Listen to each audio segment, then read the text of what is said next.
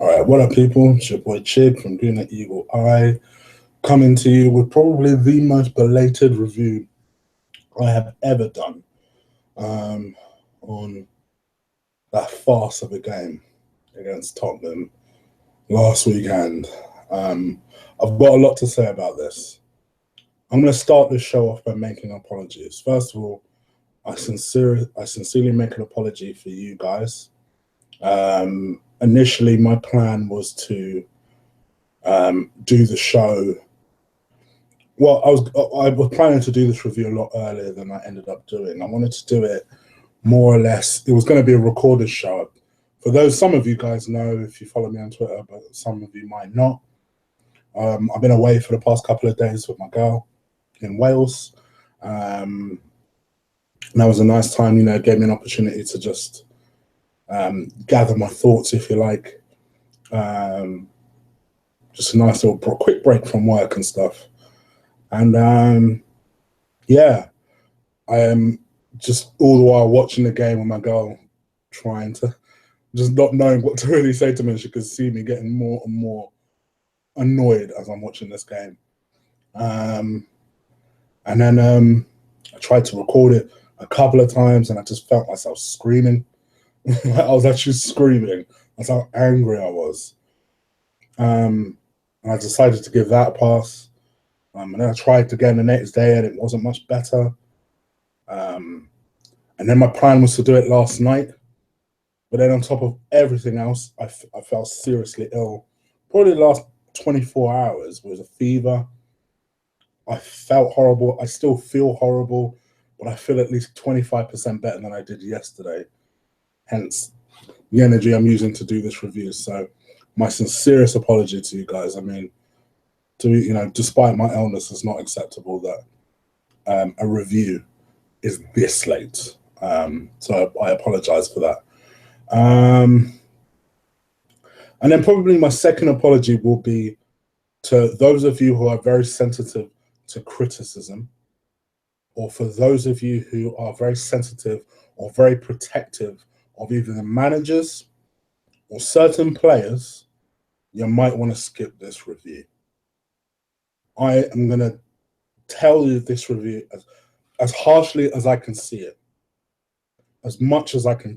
I'm going to give this to you as harshly and as straightforward as I can see it. It won't be pretty. I'm not going to dress it up for you guys. Normally, I have notes. I ain't got none of that stuff. Apart from anything, I'm too damn ill and tired to be doing any of that stuff that I would normally do.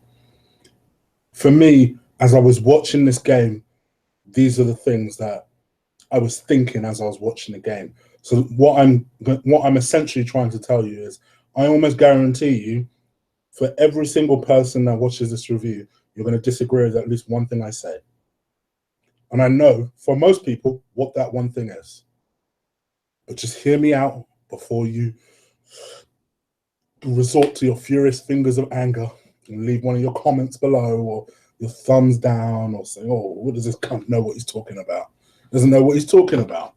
Anyway, so as I've done all my apologies and all that stuff, you sort out my lighting here because I don't know what is going on. Oh, glaring and shit.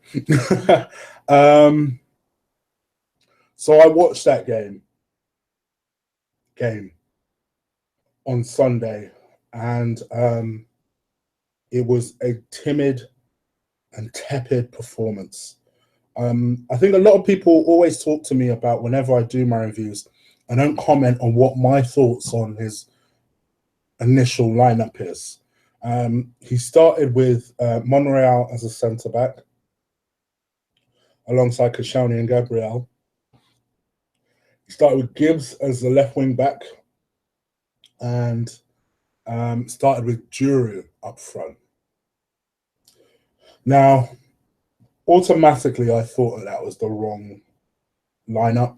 You guys know I would have started Holding, but I also had a caveat that said that I felt like Monreal did so well there against Leicester, I would not mind if he started there against Tottenham. I'm not going to backtrack on that because I said that. My preference was Holding, but I did say at the time that if Monreal started there, I wouldn't be mad at that. The ones that really bothered me was Giroud up front. It wasn't Ramsey, actually. I kind of anticipated Ramsey would start, and so he did. It was Giroud up front, and it was Gibbs as left wing back. For me, this club needs some major surgery in the recruitment department. Now, that might sound like an unusual statement for me to make, considering that I have gone on record in my own reviews earlier this season to say that, you know what, he could potentially have a really special squad here.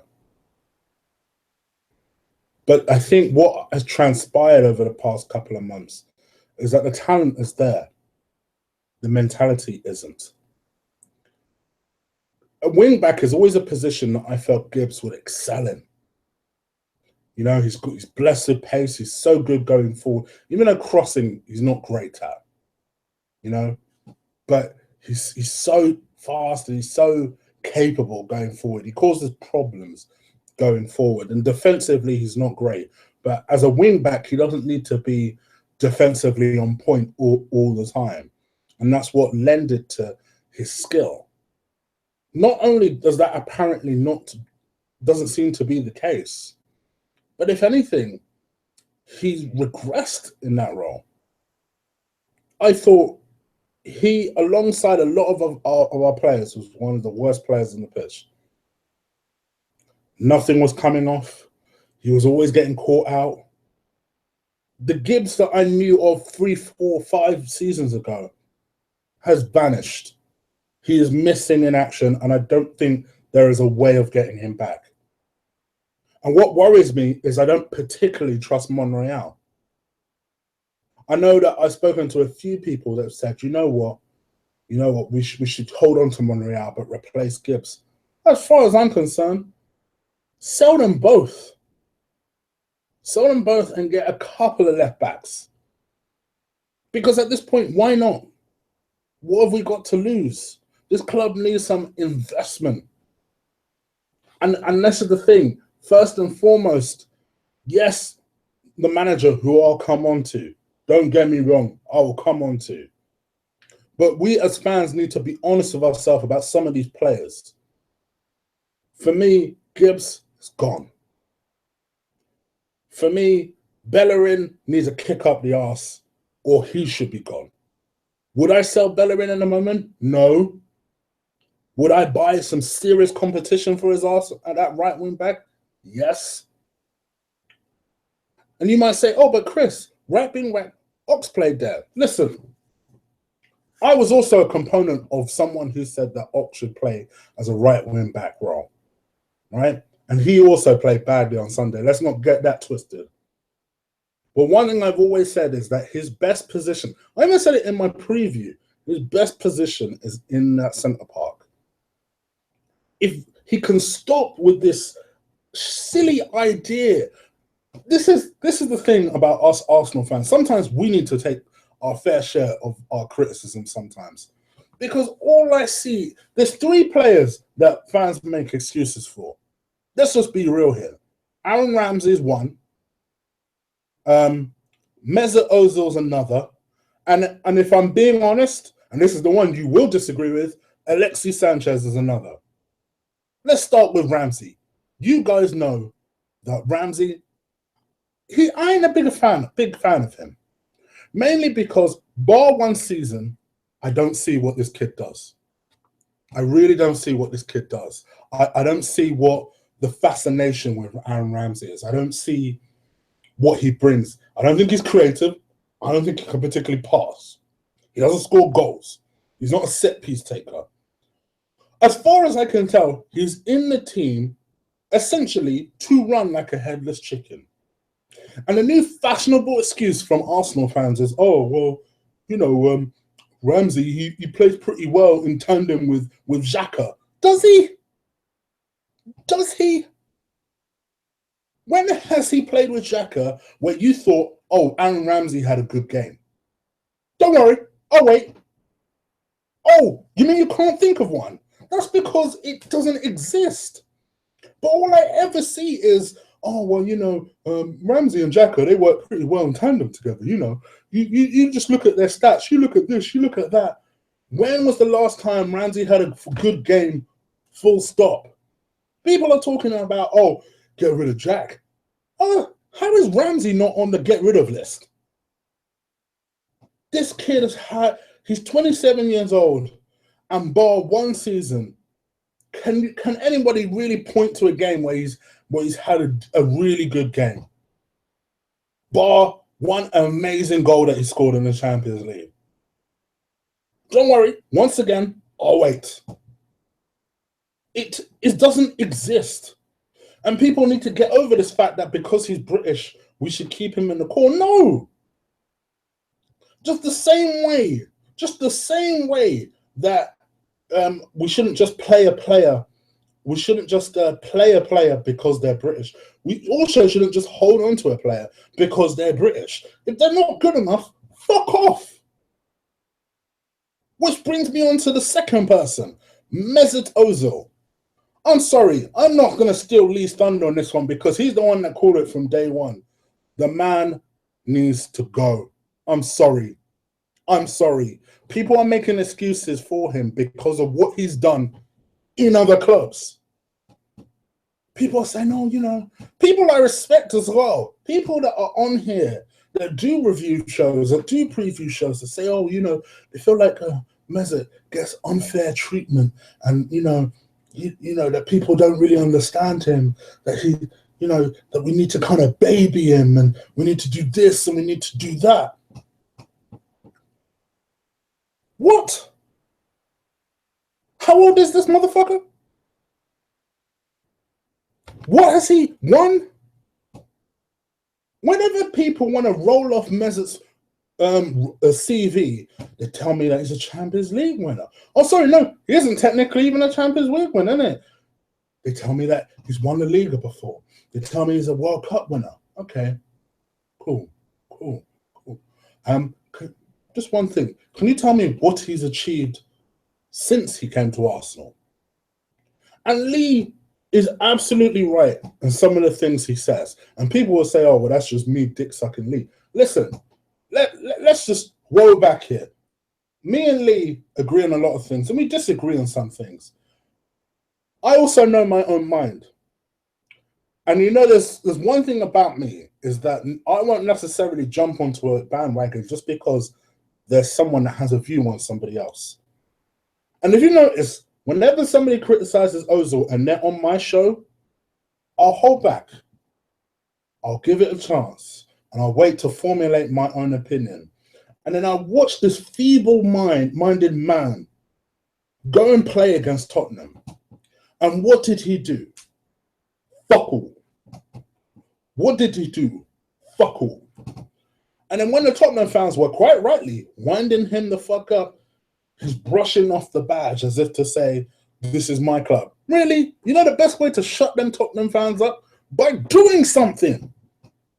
You're supposed to be supposedly one of the best players on the pitch. And then you get people that come on and they talk about how, oh, well, you know, they feel like Ozil's fairly untreated, or, you know, people just don't understand Mesut. Cool. Why don't you give us a reason to understand you, Mesut? You kind of, your attitude of kind of sort of showing up half of the time, maybe, isn't good enough anymore. We deserve more than you showing up kind of sort of half of the time, maybe. We pay you enough to show up a lot more than that. People talk about Gabriel. I talk about Gabriel having a good game in every 5. Mesut has a good game in what, every 10, if we're being honest? And before somebody even starts to tell me, oh, well, look at his assists. Don't worry about what he's done at the start of the year. Look at his assists. Motherfucker, passing sideways ultimately is an assist if that other person then goes and scores a goal. And I'm not necessarily saying it doesn't mean anything. I'm talking about the wider influence on the game. What does he do? What is the wider influence on the game? That's what I paid 42.5 million for. Supposedly, he's one of the best creators in the world. But Creating is much more than just, oh, I'll pass sideways and I'll get an assist, or it'll brush off the back of my leg and I'll get an assist. No, it means I don't give a damn if you get an assist or not. Just influence the game somehow. And as per usual, where was he? Nowhere. Nowhere. And it got on my nerves every single time I saw him get on the ball. The man is useless. And people need to stop making an excuse for him. Because he's supposedly shown talent for Werder Bremen. Or he's supposedly showed talent for Real Madrid. He hasn't shown up enough for Arsenal. I'm sorry, he hasn't. And you know what? Quite frankly, I'd rather a less talented kid have that number 10 spot than somebody who kind of sort of shows up half of the time, maybe, in that number 10, for the simple reason that he's Mesut flipping Ozil. I'm sorry. Enough is enough here. And then Alexis Sanchez. This is the one that all of you will disagree on, but I don't give a damn. Let's be real here. For the last 5 games, has Alexis shown up? Has he really shown up? His attitude, the way his attitude is at the moment, he clearly is a man who is prepared to go, who is ready to go. And I, much like you guys, have always been like, had the attitude of, oh, well, you know, I can understand that he doesn't have players around him that are as good as him, and he's getting frustrated, and he's this, that, and the other. Once again, we're making excuses for him. You are contracted to Arsenal, which means whether you want to go to Chelsea or not, whether you want to go abroad or not, I expect you to turn up against Tottenham. I expect you to turn up at least until the rest of the season. Let's stop making excuses because you're a world-class player. Yes, you get more of a blind because you're not quite Mesut Ozil. And yes, you do put in 100% more effort than Mesut. Lately, though, let's strip back everything that we know about Alexis Sanchez before you go ahead and press that thumbs down button because you don't like what I'm saying about Alexis Sanchez. Let's just look at his last 5 performances. You pretend you don't know it's Alexis Sanchez. What would you honestly be thinking? Because you know you wouldn't give him a blight. But again, because he's Alexis Sanchez, we give him this blight. I don't get it twisted. I'm not saying, oh, you know, because of that, we should sell him. No. But we as fans also have to take responsibility. We as fans can't keep giving every single one of these players a passes because they supposedly had talent, or in Mesut's case, once had talent, or in Aaron's case, had that talent for 1 season. We need to be equally as harsh with the players as we are with the manager. And you guys know my feelings on the manager. Which brings me on to my next point. Arsene Wenger, if you want me to get on my knees right now and beg you, please don't sign this contract. Please don't sign this contract. I'm hearing all sorts of rumors this week about how Ivan actually offered his resignation and how, you know, he's so desperate for change, but that if Wenger stays and isn't prepared to implement these changes, that Ivan is prepared to hand in his notice. That to me tells me that the man is not prepared to change. That the man is deluded enough to believe in his head, Arsenal are 2 or 3 signings short, and that is it. Anyone who saw that performance on Sunday knows that it's gone well beyond Arsenal need 2 or 3 signings. That was our problem 5 seasons ago. Our problem now is so much more deep-rooted. Our problem now is that our whole system, for Ivan to offer his resignation, allegedly, because I'm commenting on a rumored story, for Ivan to offer his resignation, allegedly, about the fact that if Wenger doesn't go, and if Wenger doesn't go, or if Wenger's not prepared to implement some changes, that he would rather leave himself, A man who I have freely criticized on this very channel. That tells me that the man is not going to change. The man is not going to change, which means that this season won't be a one-off the way a lot of AKBs will have you believe. That this is the beginning of a massive downfall. You know, I was on the Shoot the Defense podcast on Tuesday. Shout out to Stel if he's watching it. I'm actually supposed to be doing a preview of the United game tonight with Stel. But what I might do, and Stel, if you are watching, I'll probably have you on for the review instead. I've never actually done a review with Stel, so I might do that with him on Sunday. But what I did on that podcast was I was able to speak to someone called Louis, who's a Tottenham fan. And it was the most painful thing, having to sit, grit, bear it. Because I stupidly said to him about 4 months ago, there is no way on God's green earth Arsenal will finish below Tottenham. It will never happen. As if I put the kiss of death on it.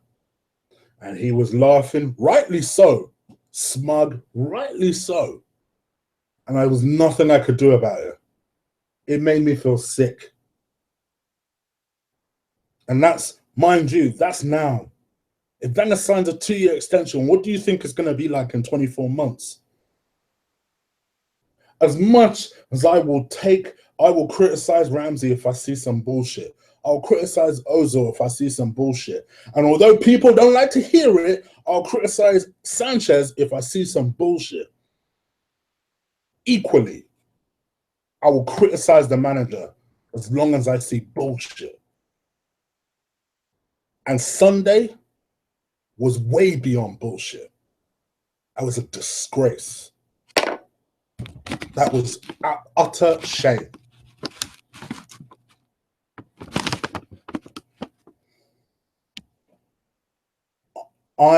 You can see that I'm pretty animated, which is why my camera's shaking all over the place because I keep touching this table like an idiot. You're not going to get 1 to 10 ratings from me because as far as I'm concerned, they all deserve a 0 bar Czech, who, fair play to Czech, kept it down to 2, quite frankly. And people will say what they want to say about him saving penalties. Yeah, he's not a penalty saver. But what I will say is this. Keepers are not made to save penalties. So every time someone makes that criticism, just remember, in a penalty shootout or in a penalty situation, the goalkeeper ain't favourite. So cut him some slack for that.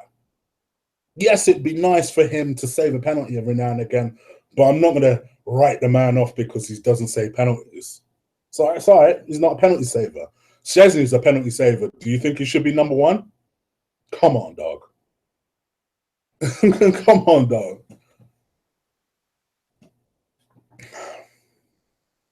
Anyway, I don't know what to say because this is one of those seasons I can't wait for it to finish. I'm desperate for it to finish. I just want us to start again. I want Wenger to go, ideally, and for us to just start again and pretend like it didn't happen. Whatever this was, almost like the way Chelsea have done this season. Just pretend like this season did not happen. But unfortunately, I think we've still got 7 games left. And all right, people will say, oh, but Chris, one of those games is a final. Oh, whoop-de-doo. On the back of that Tottenham performance, do you think we're going to beat Chelsea? Oh, come on. Come on, people. Even if you're a Wenger fan, let's just be real here. Let's be real here.